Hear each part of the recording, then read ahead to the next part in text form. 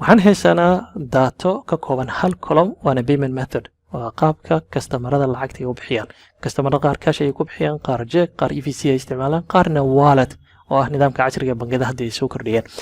waxaan rabnaa inaan falanqeyno isla markaasna report macquul ah aan ka soo saarno daatadan waa categorical waa qoraal waaye waxa kaliya sameyn karnaa waxay tahay in aan frequency-gi iyo percent frequency-ga aan sameynaa baa xisaabino magacyadan amba hababkan lacagta loo bixiyay way soo laalaabanayaan hal magac waa inaan ka soo qaadnaa kadibna mid walba aan soo tirinaa inta joor meeshan ku soo laalaabanayo bacdina boqoleediisa aan sidaas ku diyaarinaa qaab badan loo isticmaali karaa laakiin qaabkan waxaan iska isticmaalaynaa in aan ku aragno sidii pivot table-ka aan ugu sameyn lahayn qaabab kale koorska markaa qaadanaysa ku baran doonta haddii la rado meel ka mid ah table-kan payment method-ka ayaan istaagayaa waxaan soo gudbiyaa qaybtan insert waxaan soo qabanayaa pivot table-ka pivot table-ka wuxuu soo qiyaasanayaa column-kan inta uu ka kooban yahay column-kan daato badan ku qoran daatadii oo dhan ayuu soo qabanayaa oo ah habka lacagta loo bixinayay wuxuu leeyahay warqad cusub ma geynaa maya warqadan meesha meel kamid ayaan rabaa inaan dhigo ama warqadan aan taagana meel kamid ayaan rabnaa inaan dhigno location-ka ayaa u sheegaya hal mar ayaan gujinayaa waxaan leenahay meeshan ayaan rabnaa inaan dhigno okay ayaan taabanaya waxaa soo baxaya pivot table fields pivot table fields-kan wuxuu ka kooban yahay 4 qaybood waana meesha aan rabno inaan wax ku soo jiidno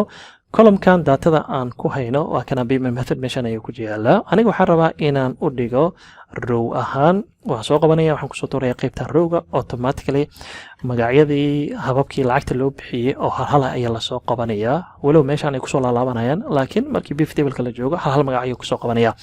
waana sida aan rabo waaye waxaan rabaa in la soo tiriyo asaga ayaan soo jeedaya qaybtan value-ga ayaan kusoo tuurayaa horey wuxuu ka noqonayaa count amba frequency wax loo yaqaano horey ayaa laga soo tirinaya cash oo kale 11 joor ayuu meeshan kusoo laabanaya jeg oo kale 4 joor ayuu soo laabanaya EVC 18 joor ayaa meeshan lagu arkay wallet-kana 11 joor magaca waa ka bedelaynaa waxaan u bixinayaa frequency enter ayaan taabanaya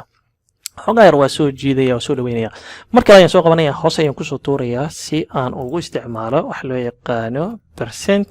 frequency isbedel yarna waa ku sameynaynaa waxaan malaynayaa inter ayaan taabanaya intaa wax ka dambeeyo pivot table field-gan waa iska xirayaa kan wax yar waa soo dhaweynayaa waxaan imaanayaa god ka mid ah column-ka ugu dambeeyo ee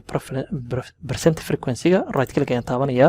waxaan isticmaalayaa amarka loo yaqaano show values as ka bacdina waxaan u gudbayaa percent of column totalkaas ayaan qaadanayaa si boqoleydii loo soo saaro marka haddaa fiirisid كاشكا wuxuu ka yahay nidaamka lacag bixinta 25 boqolkiiba jeega wuxuu ka yahay nidaamka wax bixinta 9.9 boqolkiiba asana ugu yar macaamiisha lacagta bixinaya qaabkii lacagta ku bixinayeen EVC-ga waxa malaysaa asaga inuu ugu badan yahay wallet-kana waa sida cash-ka oo kale waa 25% ayuu noqonayaa